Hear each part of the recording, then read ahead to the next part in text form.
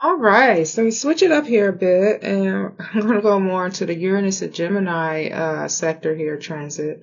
So we're in Uranus and Taurus, and now we're hopping into Uranus and Gemini for what is it, about 7 or 8 years? So the last time Uranus was in Gemini was between 1941 to 1949.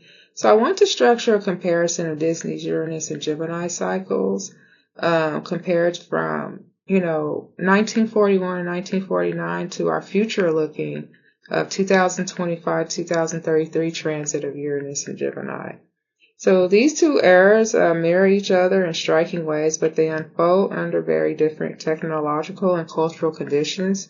So number one, an overview of both cycles, Uranus and Gemini themes, fragmentation and recombination, new communication technologies, rapid shifts in storytelling, cross-cultural exchange, youth-driven trends, experimentation and hybridity.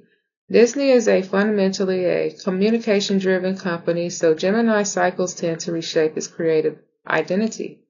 Number two, core parallels between the two cycles. A, communication disruption. So between 1941 and 1949, the 1941 animators strike fractured the studio's internal communication networks. Wartime propaganda shifted Disney into new messaging roles. And for 2025-2033, future looking, we can expect major internal restructuring around AI, digital workflows, and new media pipelines. Shifts in audience communication, short form and interactive and global, will force Disney to rethink how it speaks to viewers. The parallel is both cycles disrupt how Disney communicates internally and externally. B.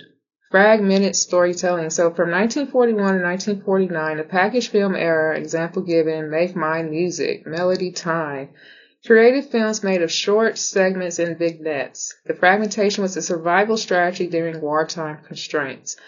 From 2025-2033, we can expect the modern package era, short-form series, anthology shows, modular storytelling, interactive specials, and multiverse-style narratives.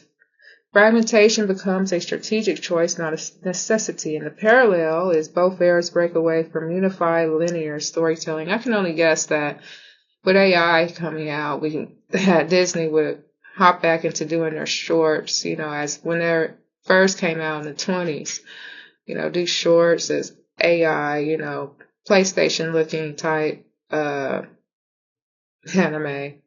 for their vids.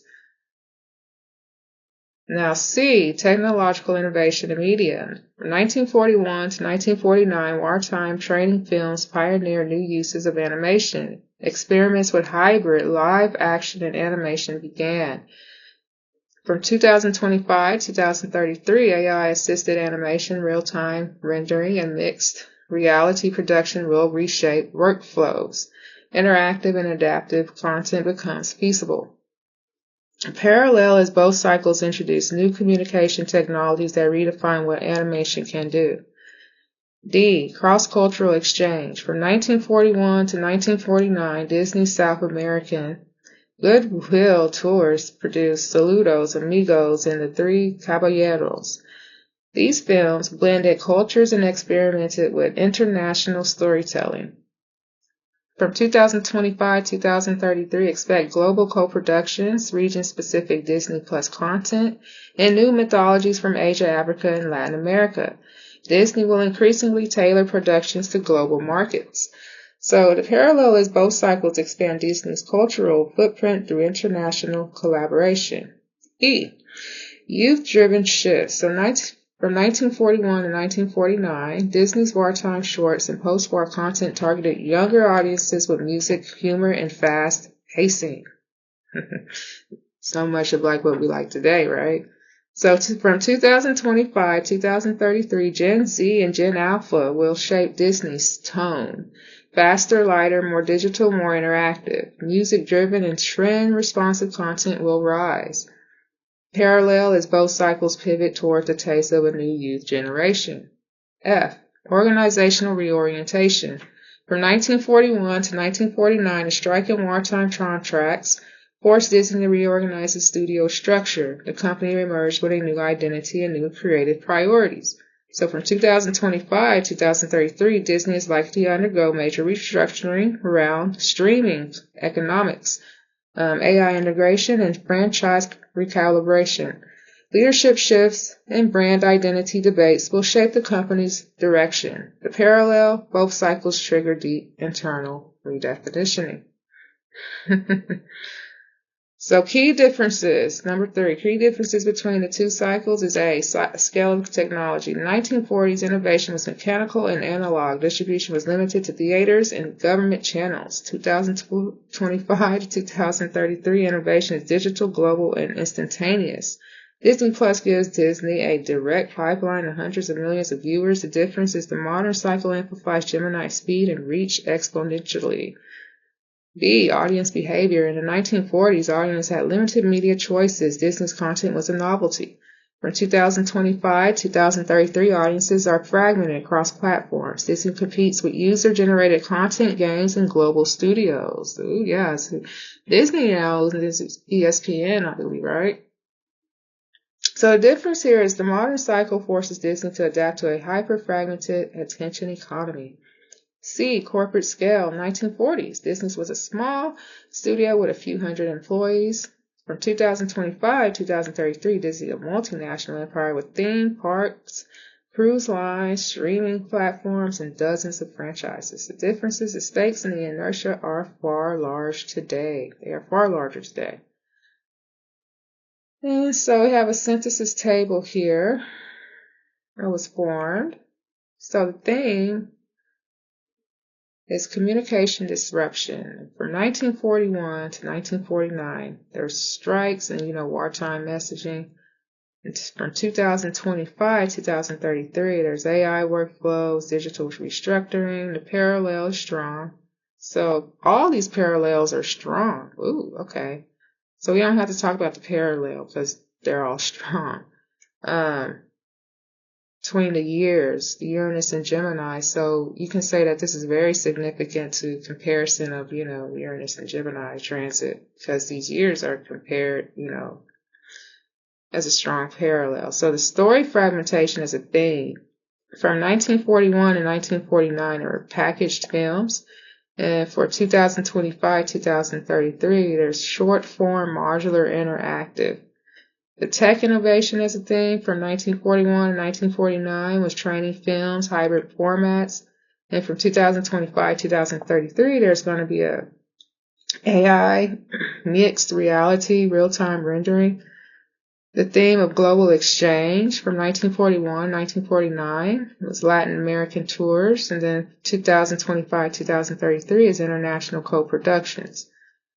The youth influence theme is from 1941, 1949 is music-driven shorts. From 2025, 2033 is trend-driven Gen Z alpha content. Now, the theme for organizational change from 1941 to 1949 is post-strike reorganization. From 2025, 2033 is streaming era restructuring. So you can see how the parallels have gone so strong, between the years, right?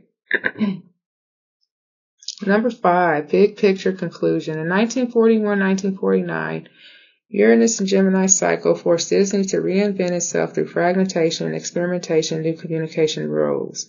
The 2025-2033 cycle will echo these themes, but on a far larger, faster, and more technological complex scale. Both cycles represent eras where Disney breaks old patterns, experiments widely, and redefines what storytelling means. The difference is that the upcoming cycle will unfold in a world where Disney's innovations can reshape global media instantly. So, Disney, kudos for being a global empire here, right? Okay, so that concludes the Uranus and Gemini comparison with Disney. I felt that Disney had a large impact during the Uranus and Gemini for 1941 to, 1949, something like that. So, yeah, let's Let's see what's going to happen during this transit, though, right? Uranus and Taurus. Just think about what all happened during Uranus and Taurus, right? These last 8 years, dealing with the groundings and all that and the earth. A lot of things, finances. And now things are more airy with Gemini, Uranus and Gemini, more of something of structure or I could say authoritarian too, right? Gemini is of soldiers. Some men, lots of men. So yeah.